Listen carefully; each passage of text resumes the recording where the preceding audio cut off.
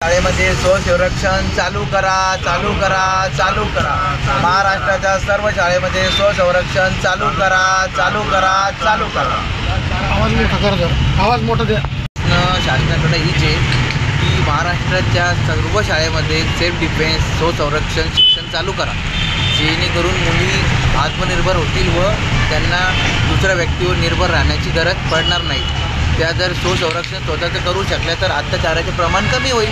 तर आमची एकमेव मुख्य मागणी हीच आहे की महाराष्ट्राच्या सर्व शाळेमध्ये स्वसंरक्षण सेल्फ डिफेन्स एज्युकेशन चालू करा। तुमच्या मागण्या पूर्ण नाही झाल्या तर पुढचं पाऊल काय राहणार? आमच्या मागण्या जर पूर्ण नाही झाल्या तर आम्ही त्यांना निवेदन ते दिलेले आहे की आम्ही महात्मा गांधी यांच्या शांतिप्रिय मार्गाने आपल्या कार्यालयासमोर उपोषणास बसणार आहोत। तर जर त्यांनी नाही मागण्या पूर्ण केल्या तर आम्ही पूर्ण धरणे आंदोलन करणार आहे। आमचे सगळे टीम मेंबर त्यांची जे आता मंत्री लोक येतील त्यांच्या गाडीसमोर उभं राहणार आहे, त्यांची गाडी थांबवणार आहे। आता परवा इथं मराठवाडा मुक्ती संग्राम दिवस आहे, माननीय मुख्यमंत्री साहेब इथे येणार आहे, तर आम्ही त्यांना भेटण्याचा प्रयत्न करू की साहेब आमची मागणी आहे, याच्यावर आपण आपलं काय बोलणं आहे काय नाही। तर पुढचं पाऊल आमचं असं राहणार आहे जर आमच्या मागण्या नाही झाल्या। त्यांचा निषेध वगैरे तर नाही करणार, काळे झेंडे वगैरे?